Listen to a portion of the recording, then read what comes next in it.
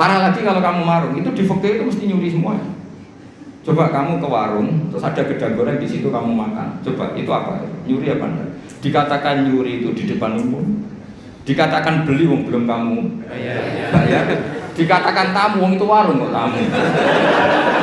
Jadi di fikih itu didiskusikan seperti itu.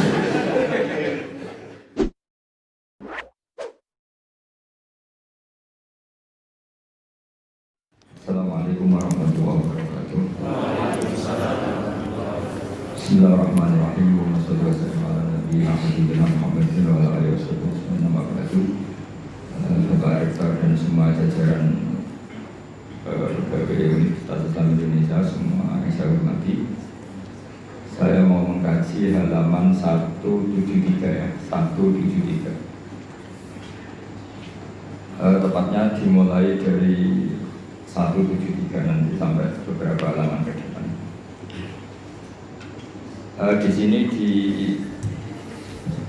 dikatakan oleh Sayyidina bin Abdis Salam, jadi ada cerita.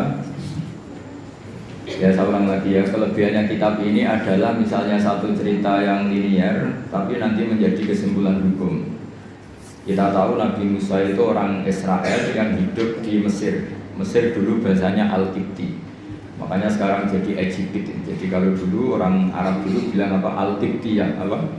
Al-Qibtiyah. Sehingga kalau mengistilahkan di antara istrinya Nabi namanya Maria Qibtiyah. Artinya berbangsa apa? Mesir. Jadi bahasa Mesir itu sebenarnya salah karena Misro itu artinya kota. Namanya itu ya Qibtiyah itu. Kalau Misro itu namanya apa? Kota. Nabi Musa hidup di Mesir, kemudian dianiaya oleh Fir'aun, didolimi, kemudian beliau mau dibunuh, melarikan diri ke Madian. Melarikan diri ke Madian ini dirawat sama Nabi Syuaib.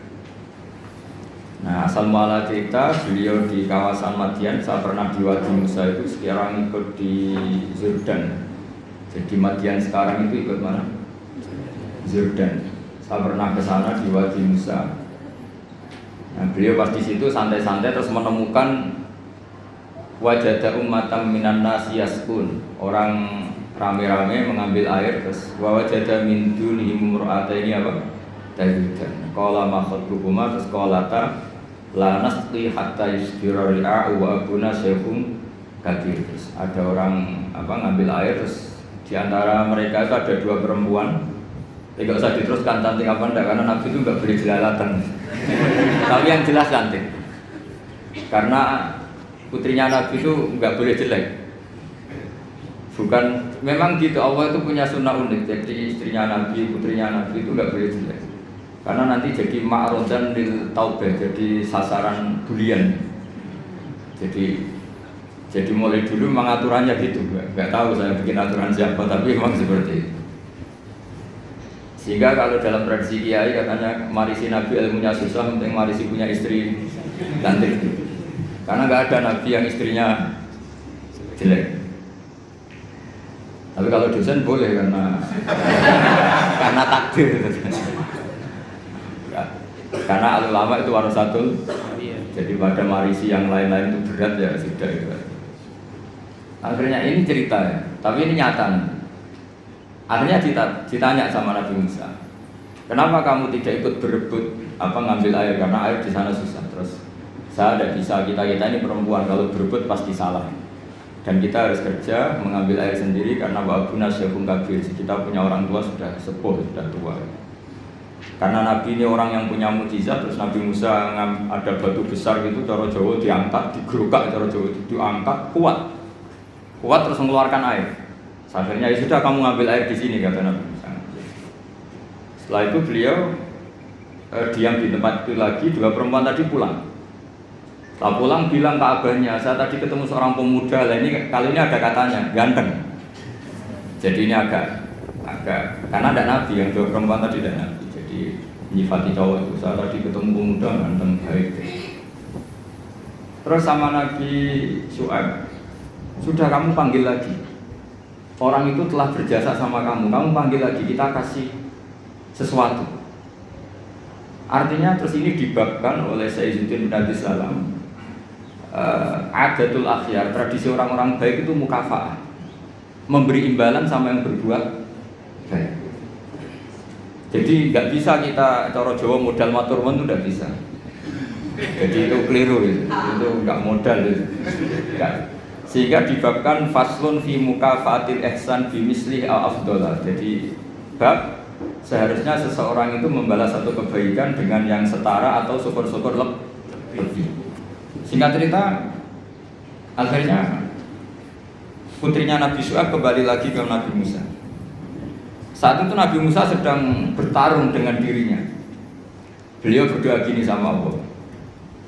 Ya Allah, saya ini orang baik. Jadi ngaku orang baik itu boleh asal baik betulan. Saya ini orang baik. Tapi saya ini butuh sesuatu. Tapi kalau saya minta sama yang saya kasih upah itu nggak baik karena saya nanti tidak ikhlas. Tapi nyatanya saya butuh. Pas bergumam begitu, putrinya datang terus bilang inna abi yad'uka liyajziyaka ajra ma saqaita lana. Jadi apa? Lebih vulgar. Jadi ini tradisi Nabi sama ndak itu beda. Saya ulang lagi ini sambil latihan bahasa Arab sama latihan filsafatnya orang-orang baik. Putrinya Nabi Syuaib itu tidak Nabi, sehingga kalau ngendikan lebih kasar. Bapak saya mengundang kamu supaya memberi upah atas apa yang pernah kamu lakukan. Jadi ada kalimat ajroma saqaitalan. Pakai kata ajrum, ujur, upah. Padahal Nabi Syuaib tidak mengajarkan seperti itu. Setelah diceritain putrinya, tolong orang itu panggil. Saya ingin mukafa'ah, saya ingin membalas jasa. Tapi oleh putrinya itu dibahasakan apa? Upah, jadi lebih kasar. Terus singkat cerita Nabi Musa ikut pulang karena beliau nggak tahu jalannya, beliau di belakang. Kata cerita itu entah kena angin entah apa yang jelas nggak pakai celana, mungkin pakai maxi atau pakai rok itu. Agak terbuka sedikit karena Nabi itu ya Nabi betul memang. Sudah, Mbak kamu jalan di belakang, nanti jalannya kamu yang mandu. Kalau saya di belakang kamu nanti tahu macam-macam. Akhirnya Nabi Musa di depan, yang putrinya Nabi Syuaib di belakang. Terus kalau kanan kirinya dipandu, ayo kiri kanan gitu, sokonya gitu. Singkat cerita sampai di rumah sudah dihidangkan makanan yang lezat, yang mewah. Terus kata Nabi Musa, kita ini inna ahla baitin, kita ini dari keluarga terhormat yang nggak terlintas dapat balasan atas semua kebaikan yang kita lakukan. Jadi mukadimahnya sudah keren. Kita ini satu keluarga punya tradisi kalau melakukan kebaikan itu nggak ingin dapat apa? Balasan. Kata Nabi Syuaib, kita dari satu keluarga yang kalau ada orang berbuat baik itu orang matur nuwun tapi menjamin. Pokoknya adu tradisi besar yang luhur tentu. Terus Nabi Musa dipaksa harus mau ikut apa? Makan jamuan. Yang mulai usir putrinya Nabi Syuaib tadi. Kata Nabi putrinya Nabi Syuaib muji-muji bahwa pemuda ini qawiyun amin, orang yang kuat karena bisa ngangkat batu besar, aminun terpercaya karena harusnya bisa melihat entah apa, entah tumit, entah apa. Itu sudah satu kemewahan. Kalau di Arab melihat gitu tuh kemewahan. Kalau di Indonesia kan enggak. Karena banyak pakai celana pendek. Jadi itu kalau di Arab. Sampai orang Arab itu kalau melihat resepsi itu senang. Padahal orangnya cadaran tuh kadang hanya melihat tumit. Itu sudah mewahnya bukan main. Di sini alhamdulillah tidak mewah. Karena lebih ekstrim banyak. Akhirnya disifati amin. Terus ditanya sama bapaknya, kenapa kamu mensifati Musa itu qawi karena bisa ngangkat batu? Kenapa kamu sifati amin? Tadi dia di belakang kita karena melihat sesuatu. Tadi tumit, tadi hanya tumit. Terus minta kita di belakang. Karena Nabi Syuaib tahu arahnya putrinya itu senang terus masyhur itu. Terus Nabi Syuaib ngendikan inni uridu an unkihaka ihtabnataya hataini ala an tajurani thamana hijjat. Saya ingin menikahkan kamu dengan salah satu putri saya. Tapi syaratnya kamu harus mengkhidmati saya bekerja di sini minimal 8 tahun. Karena Nabi Syuaib itu pedagang, jadi kalau gratisan nggak mau. Jadi Nabi Syuaib itu ya unik. Beliau Nabi yang besar karena dagang. Makanya masyhur setiap Nabi Syuaib yang diperingatkan ke kaumnya apa? Auful mikyala wal mizana wala tabkhusun nasa asya'u. Jadi ini bagian dari ulumul Quran. Jadi Nabi itu kelihatan polanya. Kalau beliau menghentikan perdagangan berarti beliau ditakdir profesinya itu dagang. Sehingga Nabi Syuaib itu setiap diceritakan Quran pasti yang diceritakan itu menghentikan beliau apa? Auful mikyala wal mizana wala tabkhusun nasa asya'u. Akhirnya terus di situ jadi ketentuan fikih bahwa maharnya perempuan itu tidak harus berupa materi, tapi boleh profesi. Jadi Nabi Musa itu tidak punya uang karena dia posisi orang pelarian ya dari Fir'aun. Tapi beliau sanggup jadi karyawannya Nabi Syuaib berapa? 8 tahun. Imbalan dapat putrinya. Terus kata Nabi Syuaib, fa'in asmanta asron famin indik. Tapi kalau kamu menjadikan itu 10 tahun maka ya nggak apa-apa. Ada kalimat lain, wa ma uridu an asyqa alaik. Tapi saya tidak ingin memperberat kamu. Singkat cerita Nabi Musa akhirnya mau. Terus kemudian beliau menyempurnakan sampai 10 tahun. Terus oleh Nabi Syuaib itu dikasih tongkat. Jadi tongkatnya Nabi Musa yang sakti itu tidak dari bapaknya tapi dari mertuanya. Makanya terus sekarang banyak mantu yang ngincer warisan mertua itu. Itu ya agak ada sejarahnya. Jadi kadang-kadang mantu itu sopan itu harus dicurigai. Kan biasanya orang-orang sukses itu anaknya di Jakarta di mana-mana ada satu mantu di rumah. Itu kadang modal balsem dapat warisan. Jadi kalau mertuanya sakit itu dikasih balsem, salon pas, kelihatan peduli sudah akhirnya dapat warisan sama hidup. Itu tidak tahu itu haram apa enggak, kayaknya haram itu karena trik gitu, kategorinya itu trik. Karena dalam faraid itu mantu enggak termasuk ahli waris. Ngomong enggak kanggu, kalau dalam faraid mantu itu orang enggak kanggu. Tapi ada sejarahnya mantu dapat apa? Tongkat sakti. Tapi intinya yang jasa besar Sayyidina bin Abi Salam adalah satu tarikh, satu manaqib itu menjadi hukum fikih. Itu kelebihan Sayyidina bin Abi Salam. Sehingga beliau itu semua cerita yang kelihatannya biasa saja, beliau tahu kalau itu menjadi ahkam fikih. Dan di sini betul yang dikatakan ulama di Quran ada 1000 hukum, 1000 cerita, 1000 pelajaran, 1000. Itu sebagian besar itu bukan langsung bahasa hukum kayak di kanon-kanon ilmiah itu enggak ya, memang bahasanya cerita biasa. Tapi di situ akan menjadi satu pelajaran betapa pentingnya seseorang peduli sama perempuan. Buktinya Nabi Musa tadi langsung peduli sama perempuan. Betapa pentingnya satu peradaban. Kalau lelaki jalan sama perempuan, sebaiknya perempuan yang di belakang, lelakinya yang di depan. Padahal di kondisi yang seharusnya perempuan di depan karena ini yang tahu jalan. Terus betapa pentingnya mukafa'ah, kalau ada kebaikan harus dibalas dengan kebaikan, tidak gratisan. Terus betapa pentingnya tradisi besar. Kata Nabi Musa, kita ini dari keluarga yang punya tradisi. Kalau berbuat baik itu tidak minta imbalan, juga ada ingin dapat imbalan. Nabi Syuaib membalas kita juga dari keluarga besar yang tidak ingin ada orang berbuat baik kemudian tidak dibalas. Itu kan luar biasa. Itu kalau di tradisi saya, keluarga kiai itu ya memang harus seperti itu. Kalau ngajar ya ngajar saja. Saya itu tidak pernah kepikiran di UI, di Wongke atau di masyarakat. Ya kalau ngajar ya ngajar saja. Sehingga dalam tradisi ilmu tasawuf itu kalau sholat ya sholat saja.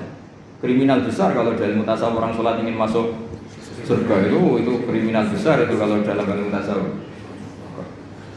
Makanya masyhur itu kan Nabi Isa disuruh sama Allah, kamu sana ke gunung sana.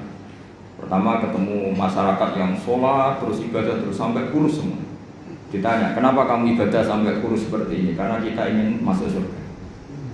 Terus kata Nabi Isa, ibadah tujjar, ini ibadahnya pedagang. Kalau melakukan sesuatu harus dapat laba. Komentari ibadah tujjar. Terus jalan lagi, ketemu orang yang sama, yang kurus, yang ibadah terus. Ditanya, kenapa kamu ibadah terus? Kita takut neraka. Kata Nabi Isa, ibadatul ubad, ini ibadahnya para budak. Jadi melakukan pekerjaan karena ketakutan. Jamu majikan, jamu rektor, jamu pimpinan itu namanya ubad, itu budak. Takut ditegur dosen, ditegur atasan. Terus kelompok ketiga itu orangnya happy. Cara Jawa itu badannya klemis, klemis itu nyaman. Air mukanya ya nyaman, fisiknya ya nyaman, terus ibadah ya nyaman. Ditanya, kenapa kamu nyembah sama Allah? Karena rindu, karena senang. Nabi Isa ikut gabung ini. Ibadatul muhibbin, ibadahnya orang yang mencintai. Karena sebetulnya Allah itu yang tersinggung. Masyhur itu dalam riwayat hadis qudsi Allah ngendikan gini. Ada orang soleh ibadah terus. Kenapa kamu nyembah saya? Ya karena saya ingin masuk surgamu ya Allah. Yang satu ditanya, kenapa kamu nyembah saya? Saya takut nerakamu ya Allah. Terus kata Allah, laulam akhluk jannatan wala naran alam akun ahlan an uto'a. Itu masyhur. Sama harus hafal hadis itu supaya nanti ikhlas. Ya dihafalin aja, gampang hafalannya.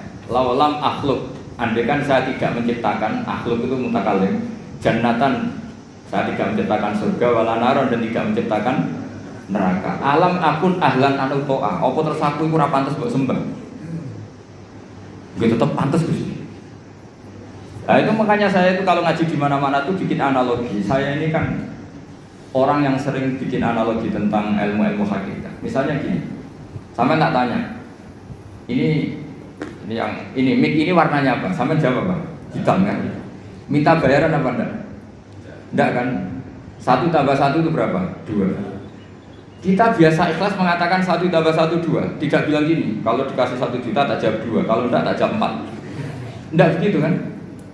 Artinya kita sering ikhlas mengatakan 1 ditambah 1 2. Itu ikhlas sekali, enggak ada yang bayar yang jawab 2. Tapi kenapa saat Anda mengatakan Allah Tuhan juga itu hakikat, nunggu digajar surga? Itu kan kacau sekali di dalam. Kita sering ikhlas mengatakan kebenaran. Misalnya 1 tambah 1 2. Ini meja warnanya hitam. Ikhlas gak teman? Ikhlas. Tapi saat Anda mengatakan Allah itu Tuhan, minta surga. Ya tapi maklum kamu tidak usah ke sana, nanti gak jadi dosen jadi wali nanti repot. Nah ini cerita aja, cerita bahwa dosen juga bisa jadi wali gitu. Tapi nanti kalau latihan ya itu tadi, gak usah gaji, gak usah penghormatan, gak usah macam-macam.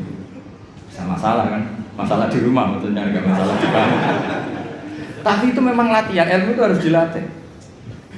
Sehingga kita ini sama Allah malu. Malunya adalah saat kita mengatakan 1 tambah 1 2 tidak karena upah, hanya karena ingin kita ngomong hakikat. Hakikatnya memang 1 tambah 1 2. Nah Allah itu hakikatnya Tuhan. Di mana-mana Tuhan itu ya layak disembah. Makanya kata Allah, andai kan saya tidak menciptakan surga atau neraka, apa lalu kamu tidak nyembah saya? Bisa saja orang ini jawab, ya enggak lah Gusti, rugi ngapain kan, ini kan masalah gitu. Makanya sebetulnya Allah itu tersinggung sama orang-orang yang nyembah karena surga atau karena. Tapi karena Allah itu zat yang baik, meskipun tersinggung itu ya baik-baik saja. Ini bedanya Allah sama makhluk. Artinya Allah itu zat yang sangat Rahman, sangat Ghafur. Meskipun tersinggung itu ya nggak apa-apa, tetap mengapresiasi ibadahnya orang-orang, kemudian diberi pahala apa? Maka dalam cerita-cerita sufi itu masyhur itu. Suatu saat Robi Adawiyah itu bawa api, bawa oncor. Kalau dulu itu oncor. Ngerti nggak apa? Obor itu. Yang satu bawa air 1 gelas. Ditanya, kamu mau kemana? Mau membakar surga dan memadamkan neraka. Terus kenapa ya? Doanya Robiah yang paling masyhur gitu. Ya Allah, jika saya menyembah Engkau karena ingin masuk surga, haramkan saya selamanya tidak akan masuk. Dan jika saya menyembah Engkau karena takut neraka, neraka akan saya isi sendiri, tidak usah diisi oleh saya saja. Karena ini sudah ilah darajatil hakikat. Kalau kita bisa mengatakan 1 tambah 1 2 itu ikhlas tanpa presentasi apapun, kenapa mengatakan Allah Tuhan nunggu digaji surga? Jangan-jangan di hati kita kalau nggak ada surga kita tidak mengatakan Allah itu Tuhan. Jangan-jangan kalau kita tidak jadi dosen UII tidak peduli sama perjalanannya Islam di Indonesia. Jangan-jangan kalau saya nggak dikiaikan di UI saya tidak peduli sama perjalanan Islam di Indonesia. Itu kan lama-lama gitu. Saya senyum karena profesi saya pramugari. Di rumah kan tidak pramugari lagi, maka nggak perlu senyum. Kasihan suaminya. Maka bahaya sekali kalau seperti itu. Dosen di kampus pengajar, di rumah tidak pengajar tapi penghajar. Itu nggak boleh seperti itu. Kalau dosen di kampus harus dosen di rumah. Kalau senyum di pesawat harus senyum di rumah, karena senyum itu kebaikan. Kalau di pesawat baik ya di rumah baik. Ngajar itu kebaikan. Kalau di kampus baik ya di rumah. Allah itu Tuhan, di mana-mana Tuhan, kapanpun sebagai Tuhan. Nah, di sini ini pentingnya ilmu. Makanya di Quran, ini kembali lagi ke ulumul Quran. Kalimat fattakun naro itu dengan fattakuni itu banyak fattakuni sebetulnya. Karena kalau fattakuni itu ilmu hakikat, jadi fattaku mongko wedya sira kabeh ning ingsun, kamu takutkan saya, takutlah kepada saya. Ya ulil albab, kalau kamu punya akal. Jadi orang yang punya akal takutnya sama Allah, bukan takut sama neraka. Makanya dalam cerita itu pernah Sayyidina Ali itu di satu masjid mubaliknya atau penceramahnya itu cerita neraka. Serunya bukan main. Neraka itu gini. Memang neraka itu seru betul. Benda dimasukkan neraka itu jatuh sampai Qa'ri Jahannam paling bawah itu nunggu 70 tahun. Bisa dibayangkan kalau kita masuk ke sana itu naiknya kayak apa itu susahnya. Benda yang dimasukkan ke neraka dijatuhkan itu sampai bawah itu nunggu berapa? Bisa kamu bayangkan kedalamannya. Neraka itu menghabiskan meteran berapa? Benda dijatuhkan ke neraka itu sampai bawah nunggu berapa? Wah, enggak apa ya? Semua cerita neraka sehingga hadirin tuh nangis semua. Sayyidina Ali pas liwat terus si penceramahnya dipanggil. Kamu membuat mereka takut oleh neraka sampai seperti itu. Apa kamu bisa sukses membuat mereka takut kepada Allah sampai seperti itu? Dites, nggak bisa balik. Terus masyhur itu Sayyidina Ali ngendikan, "Atajizu an wasfi makhluqin mislah." Masa ngadepin neraka saja sesusah itu? Apapun topnya neraka itu makhluk, sesuatu yang diciptakan Allah. Harusnya kamu lebih takut sama Allah. Sehingga semenjak itu dirubah cara ceramahnya dirubah. Jadi tidak, karena tadi itu yang diikuti ulama-ulama tasawuf. Jadi ulama tasawuf itu orang yang mengembalikan pada akal waras. Ya kayak tadi, saya mengatakan ini hitam itu hanya karena apa? Ya memang warnanya hitam. Supaya saya jadi orang waras, kalau hitam ya tak bilangkan hitam, tak katakan hitam. Sama, Allah itu Tuhan. Kapan saja Tuhan, dia sebagai Tuhan. Andai kan tidak menciptakan surga atau neraka, dia tetap sebagai Tuhan. Jadi kesetatusan Tuhan Allah itu tidak nunggu bikin neraka atau surga.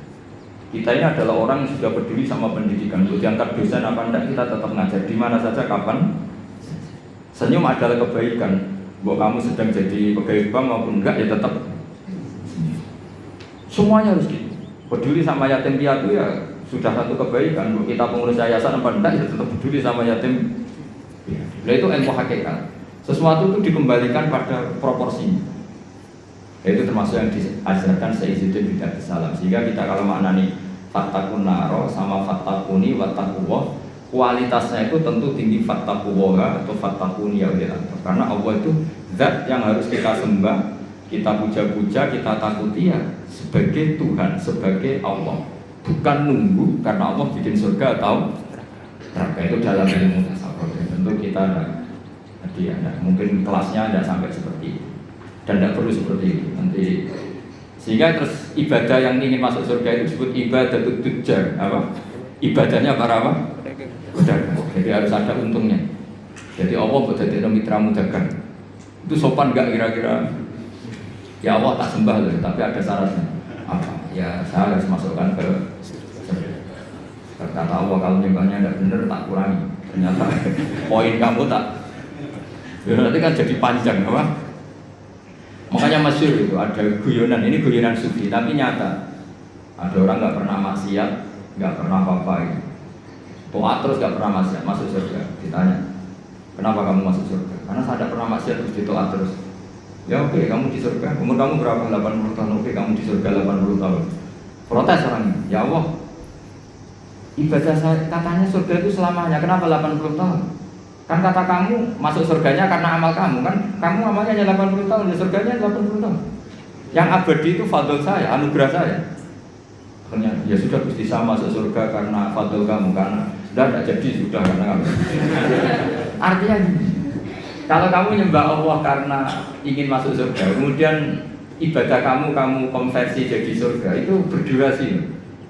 Ya harusnya sholat seperti itu pahalanya hanya sekian, sudah sekian saja. Makanya orang-orang tasawuf itu takut kalau ibadahnya seperti itu. Makanya orang tasawuf itu ikutnya ya walladzina amanu asyaddu hubbal lillah. Orang-orang yang mukmin itu harusnya sangat mencintai Allah.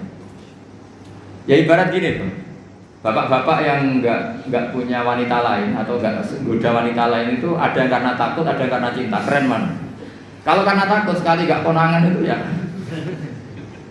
sudah lampu merah. Tapi kalau karena cinta, konangan nggak konangan ya tetap nggak macam-macam itu. Nah itu orang-orang tasawuf, orang yang yang sangat mengagumi fitrah salimah, bahwa kita menyembah Allah ya karena Dia sebagai Tuhan, bukan karena Dia menciptakan surga atau apa. Nah, itu bedanya. Makanya Nabi Musa tadi kembali ke ikhlas. Nabi Musa melakukan kebaikan sama putrinya Nabi Syuaib itu ikhlas. Nabi Syuaib memberi hidangan sama Nabi Musa juga apa? Yang putrinya yang agak banyak kepentingan tadi, ini orang ganteng, kalau mereka orang lain gimana ya? Akhirnya Nabi Syuaib ya sudah, daripada gitu terus ini. Ya satu sekali. Jadi faslun fi mukafatil ihsan bimisli al-afdal. Pakai cerita qala inna abi yad'uka liyajziyaka ajrama saqaita. Terus cerita kedua ketika Nabi Ibrahim dapat tamu para malaikat ngendikan qalu salama. Terus Nabi Ibrahim dia qala salam. Jadi yang agak aneh tapi diberi saja. Wastaqrada Rasulullah sallallahu alaihi wasallam dzikron wa radda ziyadatan faqala khairukum ahsanukum qadran. Jadi Nabi itu pernah berhutang, kira-kira kalau di Indonesia itu ya hutang anaknya sapi loh bahasa Indonesia. Pedet. Masa bahasa Indonesia pedet? Apa? Anak sapi. Wah, alasan Nabi itu kira-kira kalau di Indonesia itu ya hutang anak sapi. Pedet itu. Tapi pas membayar pakai sapi. Tapi ini jangan dipakai alasan rentenir. Terus sahabat ada yang protes, ya Rasulullah, engkau kan hanya punya hutang apa? Anak sapi ya, atau pedet tadi. Kenapa bayarnya pakai sapi? Terus Nabi ngendikan khairukum ahsanukum qadha. Yang terbaik dari kalian adalah saat bayar itu lebih. Nah, ini yang masalah ini, makanya saya bilang ini masalah. Kata guru saya, kata Mbah Mun, kata bapak saya, Islam itu ngaramno riba, tapi yang ngaramno medit gitu. Lah orang-orang soleh sok ngaramno riba itu mau ngaramno riba tapi nggak ngaramno medit. Sebenarnya yang diharamkan Islam itu dua, riba yang haram, medit yang haram. Ya, sudah ini nggak usah didalam-dalamkan nanti jadi fitnah. Jadi yang diharamkan Islam itu dua sekaligus, apa? Riba yang haram, pikir juga. Coba sampean bayangkan, misalnya saya punya utang sampean 10 juta. Harusnya Januari kemarin harusnya sudah lunas sampai Februari. Jakarta ke sini naik pesawat, nabi saya nelpon ya pakai pulsa. Kirim utusan ya pakai utusan dan bayar. Setelah itu saya nyaur 10 juta pas. Padahal nagihnya dia ke saya sudah menghabiskan tiket. Berapa? Tapi sampean bisa menilai, salahnya sendiri nagih, wah ya repot kalau gitu. Sampai nagih itu ya karena ngelangkai apa? Janji. Pertanyaannya adalah kalau kamu nyaur pas 10 juta itu kerugiannya kan banyak. Tapi kalau kita mengatakan wajib nyaur plus uang kerugiannya, kita nanti mensyariatkan. Makanya sebetulnya Islam itu tadi ya mengharamkan riba, tapi yang mengharamkan medit itu fikir. Itu aja gak usah diteruskan nanti jadi fitnah. Tapi yang jelas Rasulullah itu pernah hutang apa? Medit, nyaurnya sapi. Ketika ditanya jawabnya Nabi, khairukum ahsanukum qadha. Yang terbaik dari kalian adalah saat nyaur dikasih. Karena saya jadi kiai itu paling pusing ngadepi itu, paling pusing. Biasanya kalau orang-orang kampung saat rukun itu kan ponakannya khitanan atau kawin nikah itu kan dibiayai paginya. Biasanya dijualkan sapi atau apa. Zaman itu tahun 70. Itu harganya sapi itu baru 3.000. Setelah 2005 alhamdulillah tukaran bentrok ya. Waktunya kan ditagih, namanya tukaran ditagih. Yang utang itu senengannya, pasti aku mau lompat 3.000, saya tak sahur 3.000. 3.000 itu ada dapat cilok. Lah yang utangi itu ingetnya itu pas itu jual apa? Sapi ya, dibayar sapi. Dan akhirnya kita sebagai kiai kan bingung, tidak ikut makan uangnya tapi harus jawab. Terus saya jawab gini, andaikan saya jawab langsung putus enggak Pak? Kalau langsung putus tak jawab, kalau enggak mau. Kan rugi jadi kiai kan ternyata enggak final kan enggak keren. Enggak Gus, kalau sekali jiran jawab kita taslim, kita menerima. Ya sudah kata saya, bayarnya sapi saja. Dulu ya bayarnya sapi saja, saya tidak mau jutaannya. Tapi ternyata yang ngutangi berengkel. Logo sapinya itu andaikan masih itu anak cucunya sudah bayar. Wah repot kalau gini. Jadi dia nggak mau dibayar satu sapi, harus plus anak cucunya. Apalagi kalau sapinya sering selingkuh, anaknya. Tapi yang utang itu tidak kalah pinternya. Iku nak urip sapimu, lah nak mati. Wah repot ini. Makanya saya itu kadang sama orang awam itu yang mantel karena itu singal sudah. Coba sampean kalau jadi kiai, kalau Anda dalam posisi saya milih mana? Milih pakai ukuran apa tuh? Karena kita riba ya takut, medit ya takut. Misalnya saya bilang, ya sudah katanya sudah setuju kalau sudah saya ngomong pasti final ya udah guys. Tak suruh nyaur sapi. Jangan pakai uang, pokoknya jangan pakai uang. Karena kalau pakai uang itu mesti setelah itu masih denger. Sapi itu harganya beda-beda. Misalnya di sahur 20 juta. Lah aku pengen tuku sapi itu 20 juta, berarti kurang 5. Lalu akan ngeleng-ngeleng, sapinya zaman itu kayak apa yang sudah nunjuk di pasar yaitu aja dibelikan. Karena kalau pakai uang pasti. Dan nanti yang 20 juta yang bayar dengar-dengar, oh sapi kayak itu hanya 15. Nanti minta susu kan panjang. Jadi susahnya jadi kiai itu di situ. Makanya konversi utang, saya itu punya geladak itu rumah kuno. Itu dulu buyut saya bikin, itu hanya habis 700 rupiah. Sekarang geladak saya pernah orang antik itu nawar itu sampai 500 juta. Coba kalau itu dinilai dulu itu hanya 700. Maka ada anekdot, ada cerita. Lalu riba itu maknanya apa? Menambahkan dari nilai intrinsik uang apa-apa. Debat. Sudah ini enggak kajian debat tentang itu malah jadi fitnah. Saya pastikan di majelis ini fatwa saya riba yang haram, medit ya haram itu mesti aman deh. Riba yang haram, medit ya haram. Maka ada cerita apa? Nabi itu wastakrodo Rasulullah bikron tapi waroda ziyadatan. Ziyadah di sini itu bukan uang. Di semua riwayat apa bukannya pedet, nyaurnya itu sapi. Jadi bukan pedet plus uang atau duit itu enggak.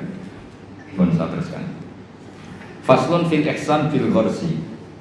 Jadi ada orang nanam tanaman di mana saja. Kemudian kata Rasulullah SAW ngendikane ma min muslimin yang risu gharsan ila kana ma ukila minhu sadaqatan wa ma suriqa minhu sadaqatan. Jadi Nabi itu kadang ngendikan wa ma akala sabu fa walahu sadaqah.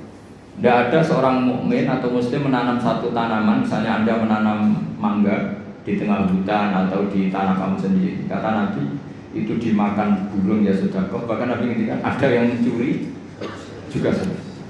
Maka sebetulnya sistem pencurian yang seperti itu sebetulnya bisa setengah-setengah dilegalkan. Tapi jangan mengajari mencuri. Tapi lagi-lagi jangan mengajari kikir juga. Karena sampai dikatakan mencuri itu juga karena yang punya ada. Makanya uniknya Nabi ngendikan wa ma suriqa minhu ya sedekah. Yang dicuri pun nanti berstatus sedekah. Tapi ya jangan mobil. Ya yang ringan-ringan. Itu kalau di kampung saya, umumnya kampung lah, masih di kampung. Di kampung itu ada adat unik. Kalau ada orang punya semangka banyak, kemudian ada tukang penggembala ngambil satu. Itu kalau ditabuhi atau disalahkan, itu orang menyalahkan yang punya semangka. Wong kok medite ngono kok geger. Ada konsensus, ada apa? Jadi agama itu yang ngaramkan nyuri, tapi juga ngaramkan medit. Itu jadi perlu dicatat. Coba sama lihat di kampung-kampung, ada orang punya 1 hektar atau 1 ladang, terus punya mangga banyak. Ada yang nyuri 1 digebukin, orang nyalakan siapa? Nyalakan yang gebukin apa nyalakan yang nyuri? Nyalakan yang gebukin. Lah yang nyuri akan karuan salah, jadi nggak perlu disalahin gitu. Tapi yang jelas Nabi ngendikan kalau ada orang punya tanaman, kemudian dimakan hewan atau dicuri, bahasanya Nabi masih suri kok, maka itu menjadi sedekahnya dia. Nah kemudian di fikih itu ada bab yang agak sensitif, namanya ulima ridho. Ulima ridho itu nggak pamit, tapi kira-kira yang punya pasti boleh, itu boleh. Wah kalau enggak semua dosen, semua kiai, semua santri pernah nyuri kalau itu. Karena gini, misalnya saya akrab, ya saya misalnya akrab sama seseorang, pas di kamar mandi misalnya. Terus saya pakai HP-nya karena penting tak pakai handphone. Itu nyuri apa pinjam? Enggak jawab saja. Nyuri apa pinjam? Nyuri enggak pamit. Tapi kalau dikatakan nyuri, nemen wong akrab itu kok gitu aja kok. Parah lagi kalau kamu marung, itu di fikih itu mesti nyuri semua. Coba kamu ke warung, terus ada gedang goreng di situ kamu makan. Coba itu apa? Nyuri apa enggak? Dikatakan nyuri itu di depan umum. Dikatakan beli wong belum kamu bayar. Dikatakan tamu wong itu warung kok tamu. Jadi di fikih itu didiskusikan seperti itu. Nah, kalau dikatakan, ya coba itu status kamu makan itu apa coba? Ketika Anda makan statusnya apa? Nyuri kan, kalau kebetulan bakulnya pas ke dalam. Loh nyatanya ada yang nyuri juga, habis 3 bilang 2. Coba seperti itu. Nah di fikih itu sampai jadi debat itu. Jadi perdebatan seru itu. Namanya bek mu'atoh. Fikih itu bakas bek apa? Mu'atoh. Bek mu'atoh itu tidak ada ijab qabul, tapi secara adat seperti itu. Ya saya ulang lagi, gak ada ijab qabul, tapi secara adat seperti itu. Akhirnya kita ngambil gedang goreng sampai 5. Nanti kelihatan nggak benernya begini, kita punya asumsi, punya estimasi harganya per satu itu 1.000. Ternyata sama bakulnya bilang 5 berarti misalnya 10.000 apa? Kita akan estimasinya 1.000, ternyata diregani 2.000. Kita akan kaget. Jadi lalu pertanyaannya, fikih itu menjawab, lalu yang kita ikuti dengan jadi hakim itu kata baik, penjual apa pembeli? Kita harus sepakat pembeli karena dia yang punya. Dan kamu tidak dimasukkan jual beli tapi ifsad, merusak harta orang lain tidak pamit, maka kamu diberi sanksi, harganya mahal. Jadi sebetulnya kalau di fikih ade kan penjualnya bilang harganya 100.000, itu di hakim harus menang yang penjual. Karena kamu merusak harta orang lain tanpa pamit. Jadi akadnya bukan jual beli tapi merusak hak orang lain. Maka itu kalau di persidangan dimenangkan penjual karena pemilik. Ya terserah saya, yang punya saya. Mau apa kalau kamu? Kamu aja selonang-selonong apa? Makan yang nyuruh. Makanya saya pernah kenal sama Kiai Jawa Timur, itu orangnya khusyuk. Itu kalau marun itu sampai bakalnya mantel. Teman saya mondok. Bu, niki gedang goreng begini pinten. 1.000 dek, niki dibayari 1.000, baru dimakan. Masih di tempat itu dia kepengen lagi, akad lagi. Bu, niki pinten. Ini tela goreng harganya pinten 1.500, dibayar lagi. Saking ininya akadnya itu jelas. Lama-lama anak itu tiap marung, dia cuma marung rene ngel-ngel wong. Jadi kadang orang bener itu yang repot gitu. Orang bener itu kadang yang repot, tapi itu memang bener betul.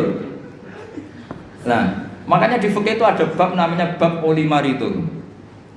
Di kampung itu kalau ada orang punya semangka 1 hektar atau punya pohon mangga, kok orang ngambil 1 pamit itu mesti dimarahin kalau orangnya dermawan.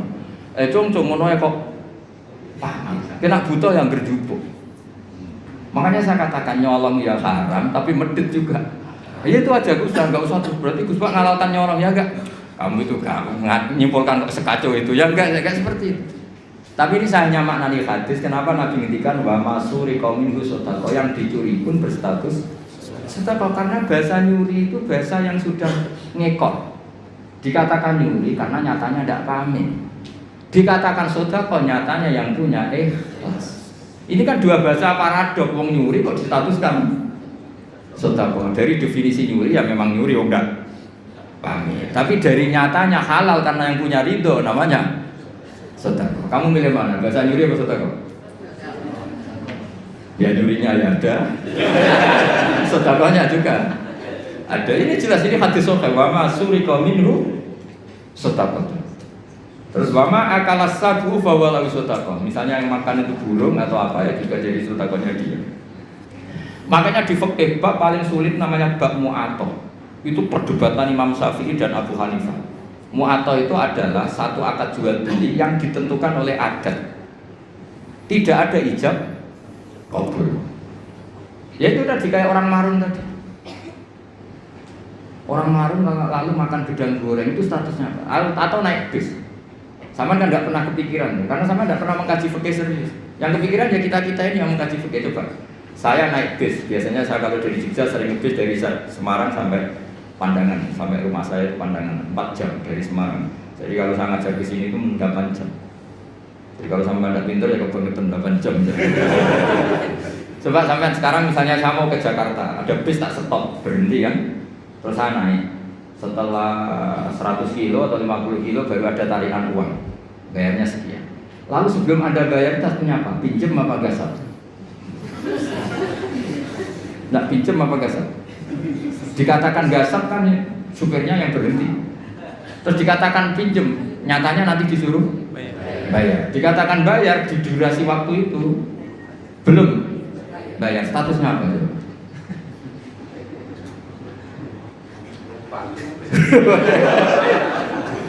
Lah kalau numpang begini, pas 50 kilo sebelum ditarik kondektor kamu turun. Jadi fikih itu punya sekian PR. Makanya di fikih itu mau tidak mau harus ada babun. Bab bagaimana transaksi sing ulima ridho, tidak ada akad yang verbal maupun eksplisit, tapi sudah diketahui kali itu pasti ridho. Ya kayak tadi, namanya bakul, ada orang makan gedang goreng itu ya seneng karena dianggap aset, dianggap kepayan orang itu. Tapi yang makan ini masalahnya punya estimasi, yang mulai masalah kan punya estimasi. Kemudian nak sanggup pas 2.000 gitu, ternyata di luar dugaan harganya 5.000. Makanya kalau kita sebagai kiai, saya sering punya santri yang pedagang gitu, mesti pesan saya, tolong tarik harga itu dikasih. Makanya kayak warung Padang, beberapa warung yang sudah gitu, pasti didikan dia itu disuruh apa, nulis apa? Tarik apa? Harga. Karena kalau akad-akatan terus kan capek ini yang bakulnya ini. Ngapunten dia kalau badhe bener gedang goreng ini harganya berapa? 1.000 dibayar. Itu anaknya orang sufi. Saking sufinya bapaknya itu dulu era Wesel itu gak pernah diwasel. Karena bapaknya itu orang sufi. Nanti kalau Wesel itu uangnya ketukar sama uangnya orang lain, itu yang dikasihkan tidak uang saya, tapi uangnya orang lain. Jadi kalau ngirim anak itu pasti ada orang sufi itu. Kalau di UI kayaknya nggak pernah ada. Sudah modern sekali. Sampai segitu karena takut uangnya itu ketukar. Yang kamu terima itu tidak uangnya bapak, tapi uang orang lain. Coba seperti itu sah nggak gitu? Misalnya Wesel online, yang dikasihkan uang kamu apa uang orang lain? Boleh enggak? Itu kalau menurut teori profesional kan nggak boleh. Mau miliknya orang lain kok di. Yang menjadikan boleh karena apa? Ulima ridho, orang lain itu juga ridho karena tergantikan. Kalau kamu ngajukan kredit ke bank, uang yang dikasihkan kamu itu uangnya bank itu uang orang banyak. Pamit gak? Wah ini bisa panjang kalau secara fikih. Makanya fikih itu ada bab nanya bab ulima ridho, ada transaksi yang tidak eksplisit juga agak verbal, tidak ada ijab qabul, tapi ulima ridho. Kira-kira orangnya itu. Sehingga di kampung-kampung menurut saya adat itu bijak sekali. Kalau ada orang pengembalaan, tapi kalau dosen ya jangan, kalau kiai ya jangan. Itu kalau ngelak ya ngambil degan milik orang yang banyak. Jangan yang orangnya miskin punya pohon hanya satu, yang kira-kira punya banyak diambil. Itu kalau yang punya dipamitin, Pak tadi saya ngambil degan jenengan, itu mesti marah. Ngono kok pamit ya cocok. Karena dianggap satu sepele yang harus diridhokan. Akhirnya gara-gara pernah satu itu gak perlu pamit, yang lainnya ikut-ikutan. Lah yang mulai banyak itu yang loh kok tak akeh gitu. Jadi kalau 1-2 kan dimaklumi. Makanya kalau di dunia kiai, ini kisah nyata ya. Ini bukan anekdot kisahnya. Ada kiai sufi. Kebetulan ini saya kenal orang ini karena masih keluarga. Orangnya sufi sekali. Itu punya pondok, pondoknya itu model pondok yang berkah gitu. Yang nyantri orang-orang Madura. Itu kalau ayamnya kiainya makan, itu kalau santri makan kan di Nampanan. Itu Pak Rektor tahu karena pernah pondok. Di Nampanan Pak Rektor. Pak Rektor itu temennya itu murid saya. Ngajinya di Kudus. Itu dulu pakai nampan. Itu ayamnya datang Pak Rektor itu nggak berani busa karena ayamnya kiai. Padahal sudah dinampan tinggal makan. Ya semuanya nunggu. Wah, ayamnya dapet, dihabisin aja. Kiainya tahu karena kiainya orang sufi terus bikin gini. Ya wes dong, nah ayam saya makan makanan kamu halal. Seneng. Terus digasang sama santri-santri. Jadi kalau jam makan disengajakan gitu biar ayamnya pada datang terus ditutup disembelih. Maka kebaikan itu kadang punya efek keburukan tadi. Satu orang dikasih ridho, ya sudah tuh degan satu nggak apa-apa, semuanya ikut. Karena ngasih tahu ternyata Pak Kaji itu nggak apa-apa, kalau mau ngambil aja. Singkat cerita suatu saat yang makan itu bukan ayam tapi kambing. Akhirnya pikirannya santri tadi itu masuk ilmu yang definisi yang pertama, berarti halal juga. Disembelih, kambing bukan ayam lagi, ini sudah kambing. Nah setelah kambingnya hilang Pak Yai tadi mau ngaji gini, beliau datang ke majelis tapi tidak ngomong sama sekali. Kelihatan emosi, menahan emosi. Santri diem semua, takut semua. Terus ada santri cerdas, ini sudah di majelis kok tidak ngajar, nggak ngomong, nggak marah tapi cuma diem, ngempet emosi. Wal kadhimin al itu kira-kira. Yang di belakang tahu ini pasti urusan kambing. Yai, jangan marah karena kambing ya. Kiainya ya cerdas langsung bilang, yo kegedean aja. Maksudnya itu. Jadi yang belakang itu langsung bilang, Yai katanya yang makan makanannya santri itu halal. Lah kambing Pak Kiai makan makanan santri maka halal. Yo nak pedes kegedean aja. Kalau kambing itu ya kebesaran itu maksudnya. Nah cerita di kampung juga seperti itu. Ketika satu degan itu dimaklumi, orang itu kadang ngambil 10 dijual. Oh, itu kebanyakan ya berarti. Nah makanya di fikih itu hebat. Makanya Imam Abu Hanifah mengesahkan beul mu'atoh. Mu'atoh itu ulung-ulungan. Jadi tidak ada akad. Makanya kalau seperti penjualan online atau yang pakai apa terus uang ngambil sendiri, ngambil kembalian sendiri, itu repot kita sesat. Makanya fikih menyediakan banyak jualan yang seperti di kampus-kampus seperti SD. Kalau bapaknya pas pulang, anak ngambil sendiri, nanti ngambil susu kembalian sendiri. Itu menurut Abu Hanifah sah, dimasukkan bab mu'atoh, melebu berdefinisi aulima ridho. Karena kalau kita sebagai teman akrab, misalnya di kamar mandi dicocok-cocok, aku pinjam HP-nya, mesti tersinggung ngono ae kok. Paham ya? Pinjam pulpen. Sebenarnya pinjam pulpen itu haram. Yang namanya pinjam itu sesuatunya utuh. Kalau pinjam pulpen kalau enggak itu mansinya. Pinjam HP, pulsanya kalau kan. Kalau nurutin gitu, wah kita dosa terus. Mau pinjam kok ada yang apa? Berkurang. Definisi isti'arah atau arah itu maaf bakoi ini sesuatunya masih utuh. Coba saya pinjam mau ke kamar belakang, airnya terkapur. Terkurangi enggak? Tapi masa redaksi saya pinjam kamar mandinya, minta airnya. Itu konversi saya berbuat tersinggung. Kok segitunya itu? Maka lagi-lagi tadi nyolong ya tetap haram, tapi medit. Jadi kira-kira kalau Nabi masih sugeng, kok ada orang nyolong pelem, cuma aja nyolong. Tapi kalau yang punya marah, cuma aja medit. Kira-kira gitu. Jadi nasihatnya kira-kira gitu. Jadi yang nyolong ya dididik, yang medit juga dididik. Ini jelas hadisnya apa? Wa masuri qomindru apa? Sodakoton wa ma'akala sabu fawa lagu sodakot. Terus baru ya seterusnya mau kembali ya. Baik, jazakumullah khairan. Mungkin di sini ada 2 atau 3 pertanyaan. 2 aja kalau 3 kebanyakan. 2 pertanyaan mungkin dari Bapak Ibu yang bertanya. 1 dari Ibu mungkin.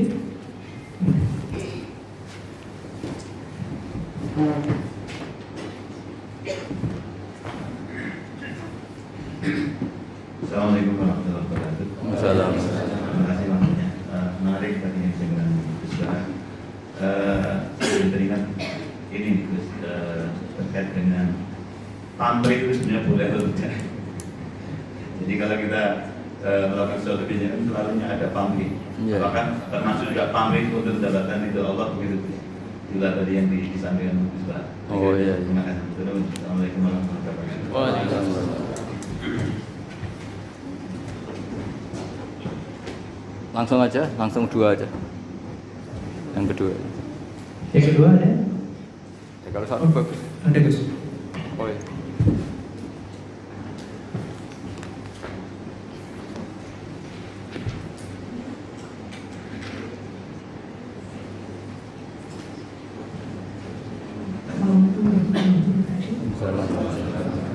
Dulu Gus Baik,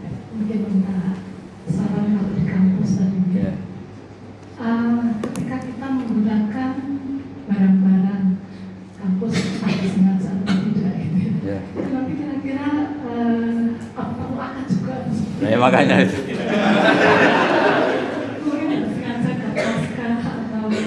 Ternyata terusik juga.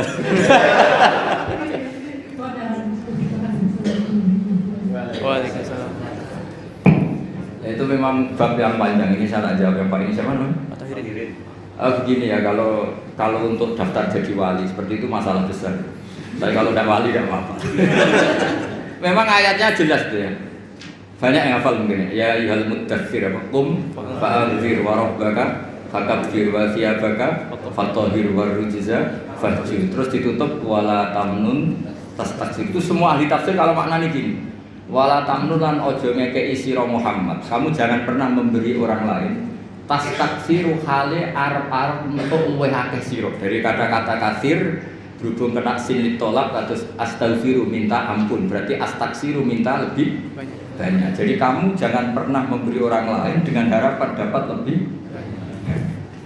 Itu semua ulama berdebat. Ada mengatakan itu khusus nabi dan para wali. Itu enggak etis kalau seorang nabi, seorang wali ngasih orang kok enggak ikhlas. Tapi kalau orang kebanyakan ya kalau ada acara resepsi kan buuh, kalau nanti punya acara enggak dibuih kan ya. Padahal tak tekani terus gak tertekuk. Ya karena kita ini manusia biasa lah, mesti biasanya ya gitu. Sering dipinjemin sepeda motor orang lain, ketika terus kita pinjam enggak boleh, mesti butuhnya kan. Padahal pas pinjam sering tak pinjemin, kenapa sekarang enggak? Jadi kita ada mengatakan ya kalau enggak wali ya boleh lah. Wong memang fitrah manusia itu kan ingin tadi, ingin diwongke. Kalau kita sering pinjemin teman sepeda motor, suatu saat kita pinjam enggak boleh, pasti butuhnya itu. Padahal dulu sering itu sudah diperingatkan sama Allah wala tamnun tastaksir. Jadi jangan pernah kamu memberi orang lain kemudian Anda berharap mendapat lebih, karena nanti itu nyuruh kayak mirip suap. Ya, misalnya kita ngasih pejabat tertentu atau yang punya otoritas tertentu, kemudian kita hanya ngasih 10 juta inginnya dapat pegawai tetap misalnya, atau ingin jadi pejabat tertentu. Itu kan memberi dengan. Kalau yang seperti itu sudah mirip suap. Tapi yang repot kan yang masalah adat istiadat kayak ya buah, kalau di Jawa itu bilang buah. Kalau ada resepsi kita datang. Tapi nyatanya kalau kita punya acara dia ada datang kan kelihatan aslinya. Yang dulu katanya sok ikhlas ternyata kalau nggak dibalas kunjungan juga. Enggak, karena sama tanya hukumnya pamrih boleh enggak? Ya untuk orang kebanyakan boleh. Tapi yang sudah latihan jadi wali jangan. Nah pertanyaan ibu tadi begini, itu banyak yang tersinggung, tapi ini hukum ya dia sudah biasa aja, biasa. Itu pengurus masjid di daerah saya itu sering curhat sama saya. Masjid sekarang kan bagus-bagus, termasuk toiletnya kan bagus. Itu banyak orang kampung yang toiletnya di rumah itu jelek atau memang nggak punya. Itu ke masjid benda ingin ngising. Jadi kebeletnya di rumah lari ke masjid, karena masjidnya menyediakan toiletnya. Yang parah lagi, kalau tidur sekarang di masjid, ini yang cerita takmir, ya, takmirnya kan sebagian santri saya itu masjid di daerah-daerah Pantura. Dulu kalau tidur habis zuhur itu di rumah, setelah masjid itu ada AC-nya, terus ada kipas anginnya. Lalu lucunya kalau mau pertemuan sama mitra bisnisnya atau keluarga, kok ketemu di masjid? Masjid. Nyalain AC, diskusi panjang lebar, karena di rumah sumpah.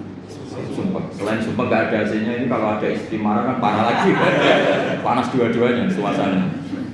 Sehingga sekarang jadi adat istiadat. Santri sama santri kalau ingin ketemu, pebisnis sama pebisnis kalau ingin ketemu juga di masjid. Nggak takut istri, diskusi enak, ada AC-nya, kalau butuh kamar mandi ya. Itu hukumnya gimana? Kampus juga gitu. Ini tambah ingin menyinggung. Sampai misalnya seorang dosen, kalau ketemu teman itu senang di kantor daripada di kos-kosan. Di kos-kosan nggak keren, apalagi pas nunggak takut ibu kos. Kalau di kampus, nanti ketemu di kantor. Padahal nanti setelah di kantor, nih saya difasilitasi ada teh mungkin dari pihak kampus karena tamunya pegawai. Pertanyaannya, apa itu masuk anggaran yang disahkan UI? Jadi kalau nurutin itu panjang, itu bisa panjang dan lebar. Makanya itu pernah terjadi, tapi ini tentu nggak boleh ditiru karena wali. Kalau nggak wali sudah lah, kayak umumnya orang saja. Itu Abdul bin Umar itu pernah malam-malam tuh ke pendopo kira-kira gitu ya. Dulu nggak ada pendopo tapi mirip-mirip.